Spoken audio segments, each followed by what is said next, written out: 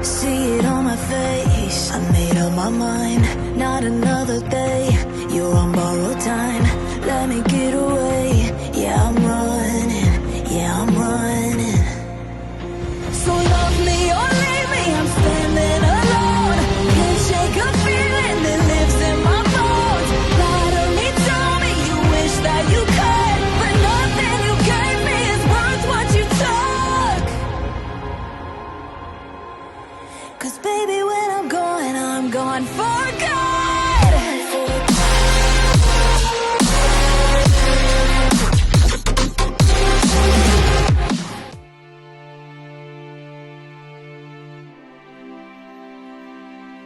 Melanjutkan dari kisah sebelumnya. Sebelumnya setelah Xiaoyan melepaskan tinjunya, jubah sosok itu tersingkap dan Xiaoyan akhirnya mengetahui bahwa sosok itu berasal dari ras naga. Orang asing dari ras manusia, kau telah melihatku di sini.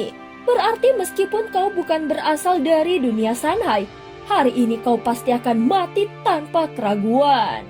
Suara berat itu bergema dari sosok naga di depannya sehingga menimbulkan getaran yang aneh di udara. Dari tubuh makhluk itu terpancar gelombang kekuatan yang tidak biasa. Dan Xiaoyan segera menyadari keanehannya. Kekuatan yang terpancar dari tubuh naga itu berbeda dari milik Xuan Huang. Itu adalah fluktuasi khas yang hanya dimiliki oleh roh iblis dunia. Sesuatu yang dulu pernah dia rasakan dan tidak mungkin dilupakannya. Kalau begitu, kau pasti Raja Naga sebelumnya yang telah lama menghilang, bukan? Ucap Xiaoyan dengan tenang. Energimu telah dikendalikan oleh kekuatan itu. Jangan terus terperangkap dalam kegelapan. Xiaoyan berusaha membujuknya, tetapi di dalam hatinya dia lebih ingin memastikan apakah sosok di depannya benar-benar Raja Naga dan apakah Raja Tianzang masih aman. Namun naga itu hanya tertawa dingin. Urusan raja bukanlah sesuatu yang boleh diatur oleh manusia luar seperti dirimu. Sekarang matilah. Begitu kata-kata itu berakhir, makhluk itu menghentakkan kakinya dengan keras. Tubuhnya melesat bagaikan peluru menghantam ke arah Xiaoyan dengan kekuatan yang luar biasa. Kini tanpa jubah hitam yang menutupinya, wujud aslinya terlihat jelas. Tubuh naga besar berwarna hitam pekat dengan sisik berkilau keemasan. Cahaya emas itu memancarkan seperti nyala petir di bawah kulitnya, memancarkan aura pembunuhan yang mengguncang seluruh langit. Dari tubuhnya mengalir kekuatan murni diselimuti oleh aura kematian yang begitu kuat. Jelas dia telah membantai jiwa yang tak terhitung jumlahnya. Pada saat ini kedua tinjunya berputar. Ruang di sekelilingnya bergetar hebat dan udara seperti hendak meledak. Dia meninju ke arah Xiaoyan tanpa menggunakan teknik dan tanpa kekuatan hukum apapun. Hanya menggunakan kekuatan murni dari tubuh fisiknya. Xiaoyan yang sebelumnya telah menahannya dengan satu pukulan, kini sedikit memiringkan tubuhnya. Matanya berkilat dengan tajam. Dia menarik nafas dalam-dalam dan menurunkan tinjunya ke pinggang lalu menggenggam dengan kuat. Dari kejauhan dua sosok itu tampak kecil dan besar. Namun kekuatan yang mereka pancarkan membuat langit bergetar. Suara ledakan bagai petir surga yang bergema di seluruh ruang. Udara bergetar dan ruang di sekitarnya pecah seolah dihancurkan dari dalam. Tak ada kekuatan hukum, tak ada teknik, hanya tabrakan murni antara dua tubuh yang menciptakan badai energi seperti lautan listrik yang menyebar ke segala arah. Kekuatan itu begitu besar hingga membentuk medan magnet ruang yang mengguncang seluruh area, bahkan mempengaruhi hukum-hukum alam di sekitarnya. Jarang sekali ada manusia yang memiliki kekuatan fisik sekuat ini. Begitu suara itu terdengar, kedua sosok itu seperti sudah saling sepakat dan tubuh mereka sama-sama terpental ke belakang. Namun tak berhenti sesaat pun. Dalam sekejap, naga itu kembali mengayunkan tinjunya yang lain menebas udara dengan kecepatan luar biasa menghantam ke arah Xiaoyan. Tinjunya membawa kekuatan yang mengerikan. Seolah-olah ada mantra darah yang mengamuk di dalam tubuhnya. Setiap pukulannya bagaikan guntur berdentum. Setiap benturan menciptakan riak kekuatan yang mengguncang langit dan bumi. Keduanya bertarung sengit di udara, serangan dan pertahanan saling berganti tanpa henti. Namun tak satu pun dari mereka yang menunjukkan tanda akan mundur. Yang membuat Xiaoyan terkejut adalah kekuatan tubuh naga ini bahkan sebanding dengan tubuh keabadian fisik ranah kuno miliknya. Sehingga mereka tampak setara dalam kekuatan fisik. Namun hingga saat ini keduanya masih berada dalam tahap uji coba. Belum mengeluarkan kekuatan sejati atau jurus pamungkas. Pertarungan di antara mereka masih seimbang dan tidak ada yang menekan. Dalam waktu singkat, sulit menentukan siapa yang lebih unggul. Manusia, matilah di tanganku, teriak sang naga dengan suara menggelegar. Dari tubuhnya cahaya sinar naga memancar kuat dan kekuatan spiritualnya melonjak. Jelas sebelumnya dia masih menahan kekuatan aslinya. Namun begitu pula dengan Xiaoyan. Dia belum menggunakan kekuatan penuh dari tubuh keabadian fisik ranah kuno miliknya. Dia ingin melihat siapa sebenarnya naga di depannya ini dan apa identitas sejatinya. Pada saat ini tubuh naga itu perlahan berlalu. Sisiknya tumbuh semakin tebal dan tanduk emas mencuat dari kepalanya. Dalam sekejap dia memasuki bentuk setengah naga hingga memancarkan kekuatan yang menindas bumi dan langit. Dia mengayunkan tinjunya dan menebas udara dengan raungan petir. Namun di hadapan kekuatan absolut, bentuk atau wujud apapun tidak berarti apa-apa. Yang dibutuhkan hanyalah kekuatan yang lebih besar untuk menahan serangan itu. Xiaoyan mundur beberapa langkah di bawah hantaman beruntun itu. Namun langkah mundurnya bukan tanda kalah, melainkan bagian dari perhitungannya. Mencari celah di antara serangan naga tersebut. Saat melihat Xiaoyan terus mundur, naga itu justru semakin bersemangat. Kau memang manusia yang kuat, tetapi kekuatan tubuhmu tidak sebanding dengan ras naga. Sekarang hancurlah untukku. Dia segera menghantam tanah dengan keras.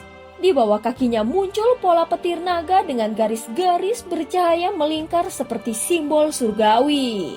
Namun saat berikutnya Xiaoyan menghilang tanpa jejak. Seketika mata naga itu membelalak. Kau, bajingan. Dari belakangnya tiba-tiba suara tenang bergema. Kalau begitu kau memang Raja Naga sebelumnya bukan? Tubuh naga itu menegang dan pupil matanya menyusut tajam. Dia berbalik dengan cepat dan cakarnya berusaha merobek tubuh Xiaoyan yang berada di belakangnya.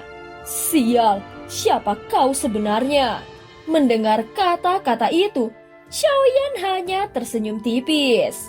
Untuk mengetahui siapa aku, kau belum cukup pantas. Begitu kata-kata itu berakhir, angin dahsyat berputar dan energi meledak dari belakang naga itu seperti badai surgawi yang melahap segalanya. Pada saat ini dia bahkan tidak sempat bergerak. Seketika suara dentuman keras menggema.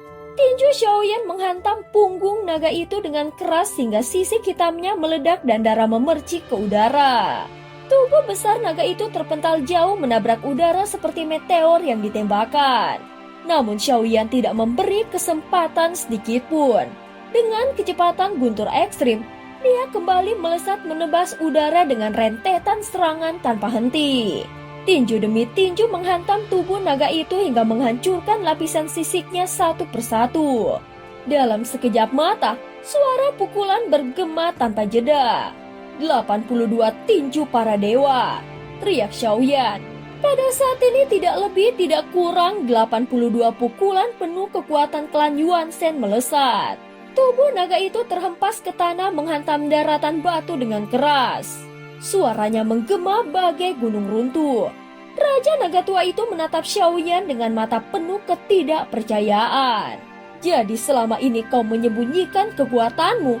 Raja naga tua berkata dengan ekspresi tidak percaya. Kau Raja Naga, tapi kau bersekongkol dengan ras Phoenix api. Apakah benar kau memakan Raja Phoenix sebelumnya? Namun aku tidak peduli dengan semua itu.